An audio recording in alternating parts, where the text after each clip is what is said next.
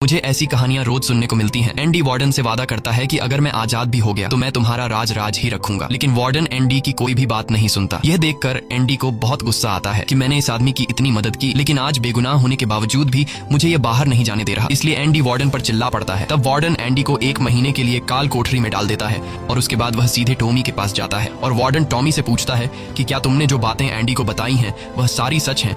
Tommy कहता है हाँ, ये बिल्कुल सच है। इसके बाद वह टॉमी से कहता है कि क्या अगर तुम्हें कोर्ट में बुलाया जाए तो तुम कोर्ट में इस बात की गवाही दे सकते हो। तब टॉमी कहता है हाँ, मैं इसके लिए तैयार हूँ। ये सुनते ही वार्डन ऊपर गार्ड को इशारा करता है और वह गार्ड टॉमी को गोलियों से छलनी कर देता है। इसके बाद वार्डन एंडी के पास जाता है और उसे कहता है कि टॉमी ने भागने की कोशिश की थी, इसलिए उसे गोली मार दी गई। लेकिन एंडी समझ जाता है कि टॉमी को क्यों मारा गया और एंडी मन ही मन सोचता है कि वार्डन बहुत ही घटिया इंसान है। एंडी वार्डन से कहता है कि आज के बाद मैं तुम्हारा काम कभी नहीं करूंगा। तब वार्डन कहता है कि मेरा काम तो तुम्हें ही करना पड़ेगा, वरना मैं यह जेल तुम्हारे लिए नरक बना दूंगा। और जाते हुए वार्डन सिक्योरिटी गार्ड से कहता है कि उसे 1 और महीने के लिए काल कोठरी में रखो। काल कोठरी एक बहुत ही खौफनाक जगह थी जहां काले अंधेरों में कैदी को पूरे 1 महीने रहना पड़ता था। अब एंडी इस काल कोठरी में 1 महीना तो बिता चुका था, लेकिन अब उसे 1 और महीना उसी अंधेरे वाले छोटे से कमरे में बिताना पड़ेगा। बाहर पूरे जेल में यह खबर फैल जाती है कि एंडी उस गुनाह की सजा काट रहा है जो उसने कभी किया ही नहीं था। जेल के अंदर मौजूद सभी कैदियों को एंडी के लिए बहुत दुख होता है। अब काल कोठरी में पूरे 2 महीने गुजारने के बाद जब एंडी बाहर आता है तो रेड उसके पास आता है। एंडी रेड से पूछता है कि क्या तुम कभी इस जेल से बाहर निकल पाओगे। रेड कहता है हाँ, लेकिन तब जब मैं बहुत बूढ़ा हो गया होऊंगा और मेरा दिमाग काम करना बंद कर देगा। एंडी कहता है कि मैं यहाँ से निकलकर मेक्सिको जाऊंगा। मेक्सिको में समुद्र किनारे एक बहुत खूबसूरत जगह है। कहा जाता है कि इंसान अपने आप को वहाँ खो देता है। मैं वहाँ अपना एक रेस्टोरेंट खोलूंगा, समुद्र किनारे अपनी नाव की रिपेयर करूंगा और वहाँ मुझे एक जोगाड़ी आदमी की जरूरत पड़ेगी जो मेरे लिए बाहर से सामान लाया करेगा। असल में वह रेड की तरफ इशारा कर रहा था। रेड ये सुनकर कहता है कि उम्मीद बहुत खतरनाक चीज होती है, ये इंसान को पागल तक कर देती है। तुम्हें सच्चाई की दुनिया में वापस लौटना होगा। मेक्सिको यहाँ से बहुत दूर है। ये कहकर रेड वहाँ से जाने लगता है, लेकिन जाने से पहले एंडी रेड से कहता है कि वादा करो कि अगर तुम कभी यहाँ से रिहा हुए तो मेरा एक काम करोगे। रेड कहता है हाँ, मैं जरूर करूंगा। तब एंडी रेड को एक एड्रेस बताता है और कहता है कि जब भी तुम यहाँ से छूट जाओ तो उस जगह जाना जहाँ एक बड़े मैदान के बीच एक खूबसूरत पेड़ है। उसी पेड़ के नीचे मैंने अपनी वाइफ को प्रपोज किया था। वह रेड से कहता है कि उसी पेड़ के नीचे एक दीवार के अंदर तुम्हें काले रंग का पत्थर मिलेगा जिसके नीचे मैंने एक बॉक्स छिपाया है, और जब भी तुम रिहा हो जाओगे तो वहां जाकर उस पत्थर के नीचे उस बॉक्स को देखना कि उसमें क्या है। यह कहकर एंडी वहां से चला जाता है और सीधा वार्डन के पास पहुंचता है। वह वार्डन का काम पूरा करके उसके सारे डॉक्यूमेंट्स एक खास तिजोरी में रखता है। डॉक्यूमेंट्स रखने के बाद वार्डन एंडी को अपने कपड़े देता है। वह एंडी से कहता है कि मेरे कपड़े प्रेस करवा देना और मेरे जूतों को शीशे की तरह चमका देना। इसके बाद एंडी वापस अपने सेल में आ जाता है। वहीं दूसरी तरफ रेड आज रात बहुत परेशान होता है क्योंकि उसे डर था कि एंडी कहीं खुद को मार न दे। इस तरह से रात गुजर जाती है और सुबह होती है। सुबह होते ही सभी कैदियों के सेल के दरवाजे खुल जाते हैं और सभी कैदी बाहर आ जाते हैं, लेकिन एंडी सेल से बाहर नहीं आता। ये पिछले 20 सालों में पहली बार ऐसा हो रहा था कि कोई कैदी सुबह अपने सेल से बाहर नहीं आया। तब रेड की नजर भी एंडी के सेल की तरफ होती है और रेड की परेशानी बढ़ती रहती है कि कहीं एंडी ने खुद को मार तो नहीं दिया। तभी एक गार्ड बहुत गुस्से में एंडी के सेल की तरफ जाता है, लेकिन वहां पहुंचकर जब वह देखता है तो उसकी आंखें खुली की खुली रह जाती हैं क्योंकि अंदर सेल में कोई भी नहीं था और एंडी वहां से फरार हो चुका था। अब हम वार्डन को देखते हैं जो अपने जूते पहनने के लिए निकालता है, लेकिन उस बॉक्स में उसके नहीं बल्कि एंडी के पुराने जूते होते हैं। और तभी पूरे जेल में सायरन बजने लगता है और यह सायरन होता है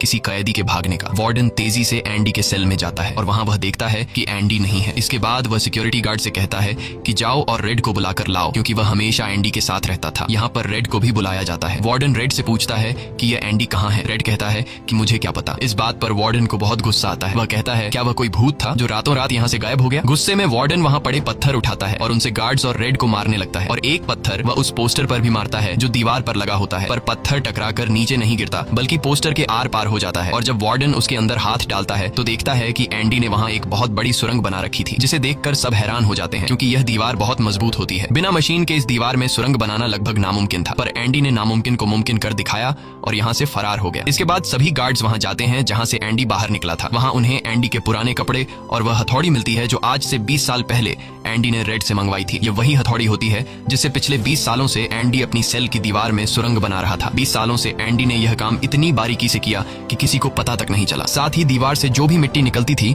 वह उसे अपनी जेब में रखकर ग्राउंड में बिखेर देता था। एंडी ने आखिरी बार जब वार्डन के लिए काम किया था तो वह वार्डन के काले पैसों के सारे डॉक्यूमेंट्स अपने पास रख लेता है और उसके पास जो उसकी बाइबल होती है वह उसे वार्डन की नजरों के सामने चालाकी से उसकी तिजोरी में रख देता है और एंडी वार्डन को ऐसे दिखाता है कि जैसे ये बाइबल नहीं बल्कि उसके डॉक्यूमेंट्स हैं। साथ ही वार्डन ने जो अपने कपड़े उसे प्रेस करने के लिए दिए थे, एंडी पहले वार्डन के कपड़ों को पहनता है और फिर उसके ऊपर अपने पुराने कपड़े पहन लेता है और वे जूते जो वार्डन ने उसे शीशे की तरह चमकाने के लिए दिए थे, एंडी उन्हें पहनकर निकल जाता है। रात को जैसे ही सारी लाइट्स बंद होती हैं, एंडी अपने सेल में की गई सुरंग से बाहर निकलता है। इसके बाद वह एक गटर का पाइप तोड़ता है और उस पतले से गटर के पाइप पाइप में रेंगता हुआ उस जेल से फरार हो जाता है, जिससे आज तक कोई भी भाग नहीं सका था। हालांकि एंडी जिस गटर के पाइप से रेंगता हुआ बाहर निकला था वह लगभग 2 किलोमीटर लंबा था। अगली सुबह एंडी उस बैंक में जाता है जहां पर वार्डन का सारा ब्लैक पैसा होता है। ये पैसे एक ऐसे आदमी के नाम पर होते हैं जो इस दुनिया में है ही नहीं। ये सारा डॉक्यूमेंट्स का खेल एंडी ने ही तो बनाया था, और बैंक में उस अकाउंट के ओनर का जो सिग्नेचर था वह जेल से एंडी किया करता था। इसलिए एंडी को वार्डन का सारा पैसा निकालने में कोई मुश्किल नहीं होती। एंडी के पास उस आदमी के नाम के सारे डॉक्यूमेंट्स होते हैं, इसलिए एंडी बैंक्स में जाकर सारे पैसे निकाल लेता है, और ये पैसे होते हैं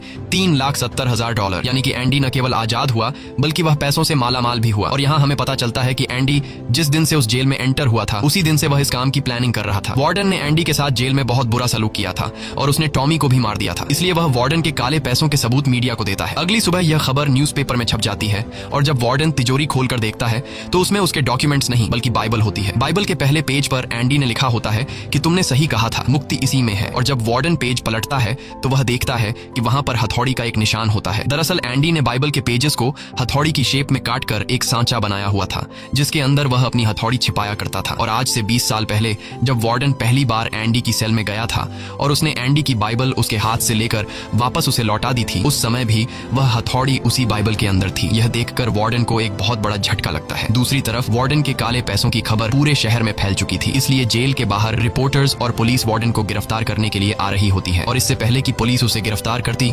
वार्डन अपने आप को गोली मार देता है। कुछ समय बीतने के बाद एंडी के दोस्त रेड की सजा भी माफ कर दी जाती है और उसे गवर्नमेंट की तरफ से एक नौकरी भी दिलाई जाती है। पर बाहर की दुनिया में रेड का दिल बिल्कुल नहीं लगता, क्योंकि उसने अपनी जिंदगी के 40 साल जेल में गुजारे थे। रेड भी उसी कमरे में रहता है जहां पर ब्रुक्स रहा करता था, और रेड भी अपनी जान देना चाहता है। पर तभी उसे याद आता है कि उसने एंडी से वादा किया था। इसके बाद वह उस जगह के लिए गाड़ी में रवाना हो जाता है, और वह उस बड़े घास के मैदान में जाता है जहां पर एक बहुत बड़ा पेड़ होता है, साथ ही पत्थरों की दीवार भी होती है। उस दीवार पर एक काले रंग का पत्थर होता है, और जब वह उस पत्थर को उठाता है तो उसके नीचे एक बॉक्स होता है। उस बॉक्स के अंदर कुछ पैसे और एक लेटर होता है। ये लेटर एंडी का होता है। उस लेटर में लिखा होता है कि एंडी रेड का उसी जगह पर इंतजार कर रहा है जिस जगह के बारे में एंडी ने रेड को जेल में बताया था। उसके आगे एंडी ने लिखा होता है कि उम्मीद अच्छी चीज होती है। इसके बाद रेड उस जगह पहुंच जाता है, और जब वह समुद्र किनारे जाता है तो वो देखता है कि एंडी नाव में बैठकर अपनी नाव ठीक कर रहा है। यह जगह, यह सब कुछ एंडी का वह सपना होता है जो उसने जेल में रेड से शेयर किया था, और रेड ने कहा था कि उम्मीद अच्छी नहीं होती। इसके बाद यह दोनों एक दूसरे को गले लगाते हैं, और इसी के साथ ये कहानी खत्म हो जाती है। अगर आपको यह वीडियो अच्छी लगी हो तो हमारे चैनल को सब्सक्राइब और वीडियो को लाइक जरूर कीजिएगा।